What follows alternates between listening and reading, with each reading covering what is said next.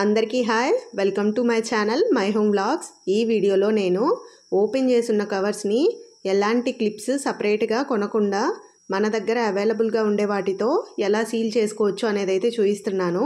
వీడియోని ఎండ్ వరకు చూడండి, మీకు ఖచ్చితంగా యూజ్ అవుతాయి. అలాగే వీడియో నచ్చినట్టయితే లైక్ చేసి షేర్ చేయండి, ఇంకా ఛానల్ని సబ్స్క్రైబ్ కూడా చేసుకోండి. ఇంకా ఇలా ఓపెన్ చేసున్న కొన్ని కవర్స్ని అయితే తీసుకున్నాను. వీటిని ఇప్పుడు మన దగ్గర అవైలబుల్గా ఉండే స్ట్రాస్తో ఎలా సీల్ చేయొచ్చు అనేది చూపిస్తాను చూడండి. ముందైతే స్ట్రాని ఇలా తీసుకొని కట్టర్తో నిదానంగా స్ట్రైట్గా కట్ చేసుకోవాలి, కింద వరకు కూడా. చూడండి, ఇలా కట్ చేసుకున్న తర్వాత మసాలా కవర్ని కొంచెం ఫోల్డ్ చేసుకోవాలి. కిందకి మనకి ఎంతవరకు ఖాళీగా ఉందో అంతవరకు ఫోల్డ్ చేసుకొని స్ట్రాని ఇలా మనం ఎక్కడైతే కట్ చేసామో అక్కడ తీసుకొని ఇలా ఫోల్డ్ చేశాక ఇట్లయితే పెట్టేసుకోవాలన్నమాట. అస్సలు ఈ టిప్ చాలా బాగా యూజ్ అవుతుందండి. మనకు స్ట్రాస్ అవైలబుల్గానే ఉంటాయి, ఒకసారి ట్రై చేసి చూడండి. ఇంకా ఎక్స్ట్రా ఉన్న పార్ట్ని అయితే నేను కట్టర్తో కట్ చేసుకుంటున్నాను. మిగతా వాటికి కూడా అలానే సీల్ చేసేస్తాను. ఇంట్లో ఇలా స్ట్రాస్ అయితే ఉంటూనే ఉంటాయి కదా, అనవసరంగా క్లిప్స్ కొనకుండా ఇలా అయితే స్ట్రాస్తో మనము కవర్స్ని ప్యాక్ చేసుకోవచ్చు. ఇలా ప్యాక్ చేసుకున్నట్టయితే మనకు ఇందులోంచి స్మెల్ పోకుండా చాలా ఫ్రెష్గా ఉంటాయి.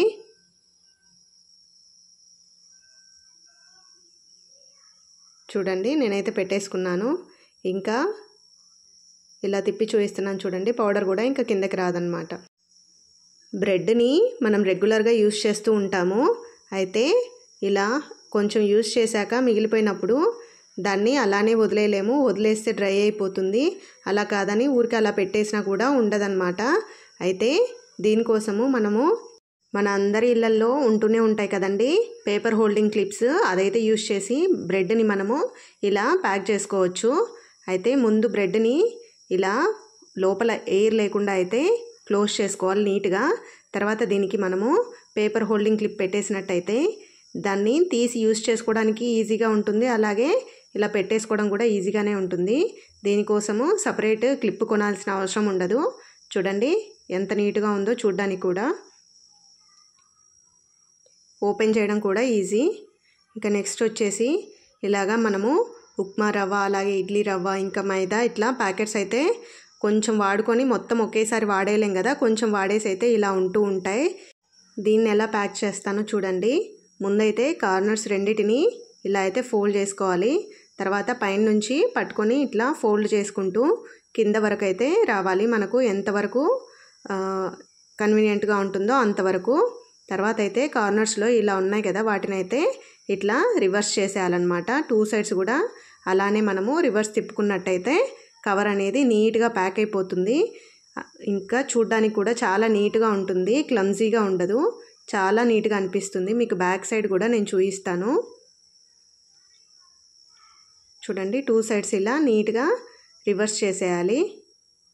చూసారు కదా, చూడండి బ్యాక్ సైడ్ కూడా ఎంత నీట్గా ఉందో. అలాగే ఇంకా కవర్ అనేది నీట్గా ప్యాక్ అయిపోతుంది, రవ్వ కూడా ఇంకా కింద పడదు. ఇంకా నెక్స్ట్ వచ్చేసి ఇలాంటి మసాలా డబ్బాలు మనము ఇంట్లో వాడుతూనే ఉంటాము.